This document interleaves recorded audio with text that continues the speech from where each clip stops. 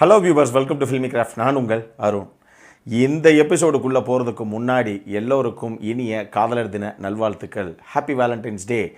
அந்த நாளை கொண்டாடுறதுக்கு தான் இப்படி ஒரு படத்தை இன்றைக்கி நான் உங்களுக்கு ரெக்கமெண்ட் பண்ணுறேன். ஆனாலும் லவ் அப்படிங்கிறது காதல் அப்படின்னு மட்டும் நம்ம எடுத்துக்க தேவை கிடையாது. அது அன்பு, நேசம், பாசம் எல்லாமே அதுக்குள்ளே கவர் ஆகும். அதனால் இது ஃபேமிலியோடு உட்காந்து பார்க்கக்கூடிய ஒரு தரமான, உங்கள் மனசை நெகிழ வைக்க போகிற ஒரு அற்புதமான ரொமான்டிக் ட்ராமாவை தான் இந்த செக்மெண்ட்டில் நான் உங்களுக்கு ரெக்கமெண்ட் பண்ண போகிறேன் இன்றைக்கி.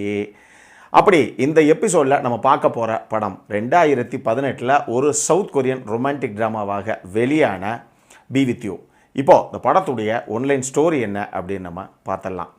தன்னுடைய மனைவி இறந்து போயிட்டாங்க, இதுக்கப்புறம் என்ன வாழ்க்கை அப்படின்னு சொல்லி ஏதோ ஒரு பிடிச்சும் பிடிக்காமலையும் தன்னுடைய ஒரே மகனோட வாழ்ந்துக்கிட்டு இருக்க படத்துடைய கதாநாயகன் திடீர்னு இறந்து போன தன்னுடைய மனைவி திருப்பியும் தன்னுடைய வாழ்க்கைக்குள்ளேயே வரும்பொழுது இதுக்கப்புறம் அவர் கடந்து வந்த அற்புதமான சுவாரஸ்யமான தருணங்கள் தான் இந்த படத்துடைய ஒன்லைன் ஸ்டோரியை. இப்போது இந்த படத்துடைய டீட்டெயில் ரிவ்யூக்கு போகலாம். முதல்ல இந்த படத்துடைய கதை என்ன அப்படின்னு நம்ம பார்த்துருவோம். படத்தில் நம்ம கதாநாயகனுடைய பேர் வூஜின். இவர் இந்த ஸ்விம்மிங் கோச்சிங்கு இதெல்லாம் பண்ணுவாங்கள்ல, சென்டர்ஸு, இந்த மாதிரி ஒரு இடத்துல ஒரு ஸ்விம்மிங் எல்லாம் கற்றுக் கொடுக்கக்கூடிய டீச்சராகவும் அதே நேரத்தில் அங்கே இருக்கக்கூடிய ஒரு ஹெல்ப்பராகவும் வேலை பார்த்துக்கிட்டு இருக்காப்புல. இவருக்கு ஜீஹூ அப்படின்னு சொல்லி ஒரு பையன். இவருடைய பையன் 2 பேர் தான். இவருடைய மனைவி இப்போ உயிரோட இல்லை. ஆனாலும் இந்த கதை அப்படியே ஒரு வாரமாக இருக்கட்டும். இந்த படத்துடைய ஆரம்பத்திலேயே ஒரு அற்புதமான இன்னொரு கதை ஒன்று நமக்கு சொல்லப்படுது. ஒரு கார்ட்டூன் மாதிரியே அந்த கதையை நரேட் பண்ணியிருக்காங்க இவங்க. அந்த கதையில் இவங்க சொல்கிற விஷயம் என்ன அப்படின்னா, கிளவுட்லேண்ட் அப்படின்னு சொல்லி ஒரு இடம் ஒன்று இருக்கான். அது எங்கே இருக்குது அப்படின்னா பூமிக்கும் சொர்க்கத்துக்கும் நடுவில் இருக்குது. இப்போ ஒரு நபர் இங்கேருந்து இறந்துட்டாங்க, பூமியில் இறந்துட்டாங்க அப்படின்னா அவங்களுடைய ஆத்மா சொர்க்கத்துக்கோ நரகத்துக்கோ போகும் அப்படின்னு இவங்களால நம்ம நம்பிக்கிட்டு இருக்கோம்ல. ஆனால் இந்த கதையில் என்ன சொல்கிறாங்க, இறந்து போயிட்டார் ஒருத்தர் அப்படின்னா அந்த பிரிவை தாங்க முடியாமல் துக்கம் தொண்டி அடைச்சி போய் இங்கே உற்ற உறவினர்களோ இல்லை அந்த கணவன் மனைவி யாரோ ஒருத்தர் அழுதமணியமாக இருப்பாங்க இல்லையா, அவங்களுக்கு உங்களுடைய நினைவுகள் கொஞ்சம் மனசை விட்டு போகிற வரைக்கும், அவங்களுக்கு அந்த துக்கம் குறையிற வரைக்கும் நீங்கள் ஸ்ட்ரைட்டாகவே இந்த சொர்க்கத்துக்கு அப்படின்னு போயிட முடியாது. நீங்கள் அந்த கிளவுட்லேண்டில் கொஞ்ச நேரம், அதாவது கொஞ்ச நாட்கள் அங்கே நீங்கள் ஸ்டே பண்ணணும். அது இந்த கதையில் சொல்லப்படுது. இப்போ இந்த கிளவுட்லேண்டில் ஒரு பெண் குயின் நமக்கு காமிக்கப்படுது.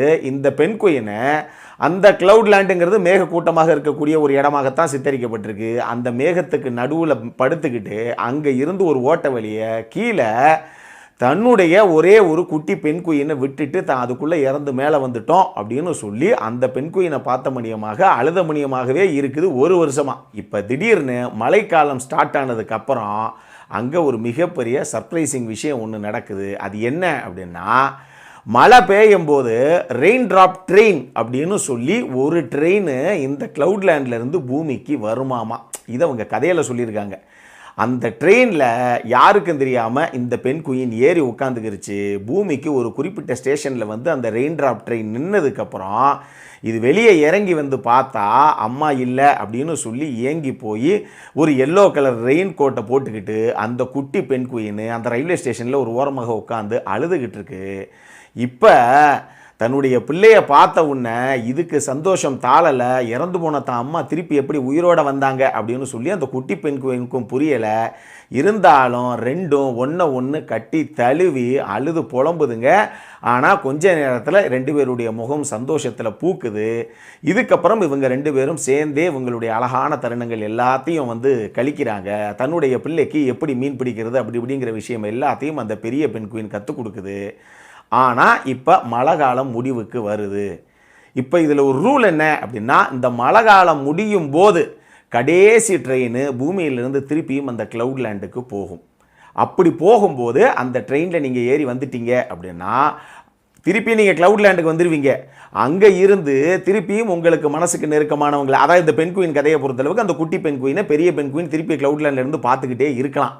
ஆனால் அடுத்த வருஷம் மழை காலம் திருப்பி ஆரம்பிக்கும் போது இதே மாதிரி ட்ரெயினை பிடிச்சி திருப்பியும் கீழே வந்து அந்த குழந்தைகளோட திருப்பியும் என்ஜாய் பண்ணலாம் இந்த பெண் குயின். ஆனால் இது இந்த லாஸ்ட் ட்ரெயினை பிடிச்சி திருப்பி மேலே போகணும் கிளவுட்லேண்டுக்கு. இந்த ட்ரெயினை விட்டுருச்சு அப்படின்னா திருப்பி இது நிரந்தரமாக வேற எங்கேயாவது போயிடும். நம்ம சொன்ன மாதிரி சொர்க்கத்துக்கோ நரகத்துக்கோன்னு அடுத்த கட்டத்துக்கு போயிடும். திருப்பி தன்னுடைய பிள்ளையை பார்க்க இதால் வரவே முடியாது. அப்படிங்கிறனால தாயும் பிள்ளையும் பிரியா விடைபெற்று கடைசியாக அந்த ட்ரெயினில் ஏறி இந்த பெண் குயின் கிளவுட்லேண்டுக்கு கிளம்புது. இதை ஒரு புஸ்தகத்தில் ஒரு கார்ட்டூன் கதையாக நரேட் பண்ணி வச்சுருக்காங்க. அப்போத்தான் நமக்கு தெரியுது, என்னடா சம்மந்தமே இல்லாத ஒரு கார்ட்டூன் படம் ஒன்று ஓடுது படத்துடைய ஆரம்பத்திலே அப்படின்னா, அப்போத்தான் நமக்கு தெரியுது இது அந்த புஸ்தகத்தில் இருக்கக்கூடிய ஒரு கார்ட்டூன் கதை. அந்த கதையுடைய கடைசி சீனு இந்த தாய் பெண் குயின் இங்கேருந்து ட்ரெயினை பிடிச்சி திருப்பியும் அந்த கிளவுட்லேண்டுக்கு போகுது. அப்படிங்கிறதோட அந்த கதை முடியுது. இதை ஒரு குட்டி பையன் படித்து மூடுறான் அந்த புஸ்தகத்தை. இந்த குட்டி பையன் தான் நம்ம கதாநாயகனுடைய பையன்.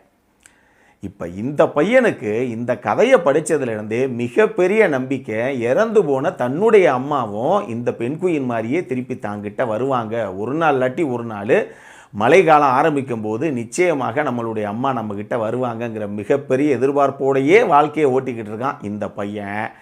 அப்படி இவங்க எதிர்பார்த்துக்கிட்டு இருக்க ஒரு தருணத்தில் இவங்களே எதிர்பார்க்காத ஒரு சம்பவம் இவங்களுடைய வாழ்க்கையில் அரங்கேறுது.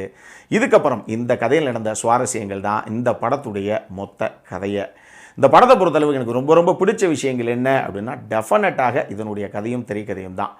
இப்போ நான் சொன்ன இந்த பெண் குயின் கதையிலேயே இந்த கதை எந்த அளவுக்கு ஒரு சுவாரஸ்யமான, ஒரு குடும்பத்தில் இருக்கக்கூடிய எல்லா நபர்களையும் மனசளவில் நெகிழ வைக்கக்கூடிய ஒரு கதையாக வரும் அப்படிங்கிறத ஒரு சில பேர் நிச்சயமாக புரிஞ்சிட்டு இருந்திருப்பீங்க. இல்லை அப்படி ஒன்றும் பெரிய எங்களுக்கு எஃபெக்ட் கிடைக்கலையே, இம்பேக்டே பெருசாக விழுகலையே அப்படின்னா இந்த படத்தை பாருங்கள், விழுகாத இம்பேக்ட் அங்கே விழுகும் உங்களுக்கு. ஸோ அந்தளவுக்கு அற்புதமான ஒரு கதை இது.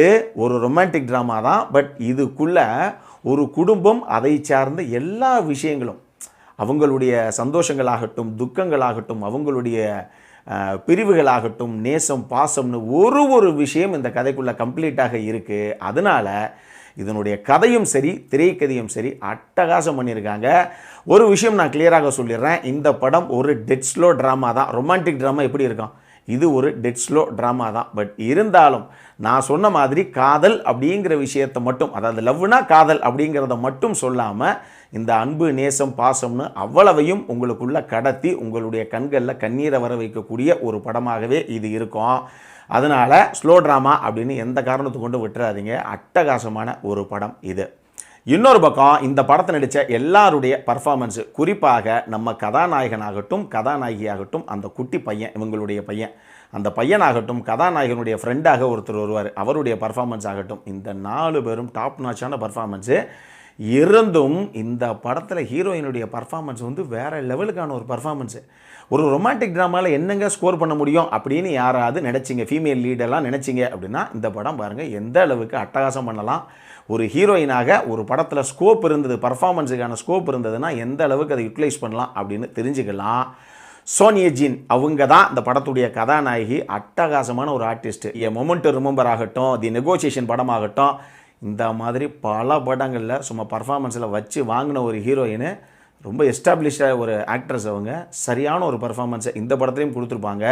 அதுவும் குறிப்பாக இந்த படத்தில் பல இடங்களில் நம்மளுடைய கண்கள் கலங்கிறதுக்கு அவங்களுடைய பர்ஃபார்மன்ஸு முக்கியமான ஒரு காரணம். அதுவும் இந்த பையனுடைய ஸ்கூலில் ஒரு காம்படிஷன் ஒன்று நடக்கும். அந்த காம்படிஷனுக்கு அம்மாவும் பையனும் பேசிக்கிற ஒரு சில சீன்ஸ் எல்லாம் இருக்கும். அதெல்லாம் ஜஸ்ட் அவங்க கேமராவை பார்த்து பேசின பர்ஃபார்மன்ஸ் தான். வேறு லெவலில் வச்சு வெளுத்துருக்கும் அந்த அம்மா பர்ஃபார்மன்ஸில். நீங்கள் பாருங்கள். இது போக இந்த படத்துடைய சினிமோட்டோகிராஃபியும் சரி, இந்த படத்துடைய மியூசிக்கும் சரி, இந்த படத்திற்கு மிகப்பெரிய பலம். ஒரு ரொமான்டிக் ட்ராமாவுக்கு இது ரெண்டும் செட் ஆகலைன்னா அந்த கதை கொஞ்சம் அந்நியத்தனமாகத்தான் இருக்கும். இந்த படம் அந்த அளவுக்கு பிரில்லியண்ட்டாக 2 டிபார்ட்மெண்ட்டும் நகட்டியிருக்காங்க. இது போக எடிட்டரையுமே நீங்கள் சொல்லலாம். இந்த படத்தில் ஒரு சில விஷயங்கள் டுவர்ட்ஸ் த கிளைமேக்ஸ் ரிவீல் ஆகிற மாதிரி நான் லீனியராக தான் அவர் கட்ஸை வச்சுருக்காரு. அது அந்தளவுக்கு சூப்பராகவே ஒர்க் அவுட் ஆகிருக்கு அப்படின்னு சொல்லலாம். அடல் கானண்டை பொறுத்தளவுக்கு இந்த படத்தில் மொத்தம் 3 லிப்லாக். ஆனால் இதை லிப்லாக் அப்படிங்கிற அந்த ஒரு மோடிலேயே நம்ம இந்த படத்தை பார்க்க மாட்டோம். அந்த சீன், அந்த கிஸ்ஸிங் சீனு வரும்போது எல்லாமே நம்மளறியாமல் வந்து இப்படி ஒரு படம் அப்படிங்கிற ஒரு ஃபீல் தான் நமக்கு வருமே தவிர அது அந்த காமன் நெடியோடு நம்ம எப்பயுமே பார்க்க மாட்டோம். அதனால் நீங்கள் தாராளமாக அந்த படத்தை நீங்கள் ஃபேமிலியோடு பார்க்கலாம். அந்தளவுக்கு ஒரு படம் தான் இது. இந்த படம் நம்ம சைடில் இருந்து டெஃபினெட்லி ஒரு ஹைலி ரெக்கமெண்டட் படம். எந்த காரணத்தை கொண்டும் மிஸ் பண்ணிடாதீங்க. அட்டகாசமான ஒரு படம் இது. இந்த படத்திற்கு ஃபில்மி கிராஃப்ட் கொடுக்கக்கூடிய ரேட்டிங் 7.75 அவுட் ஆஃப் 10. இப்போது நம்மளுடைய அடுத்த செக்மெண்ட்டான இன்ட்ரெஸ்டிங் ஃபேக்ட்ஸ் அபவுட் த மூவிக்கு போகலாம்.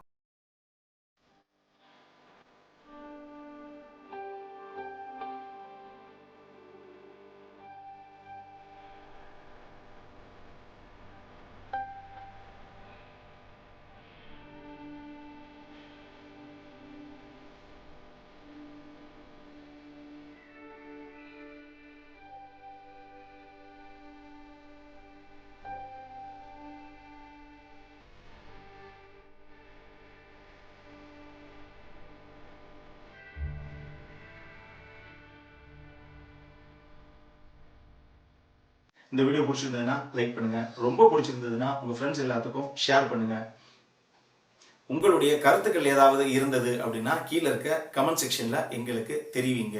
வீடியோவை க்ளோஸ் பண்ணுறதுக்கு முன்னாடி சப்ஸ்கிரைப் பண்ணுங்கள். சப்ஸ்கிரைப் பண்ணும்போது பக்கத்தில் இருக்க நோட்டிஃபிகேஷன் பெல் ஐக்கானையும் கிளிக் பண்ணுங்கள்.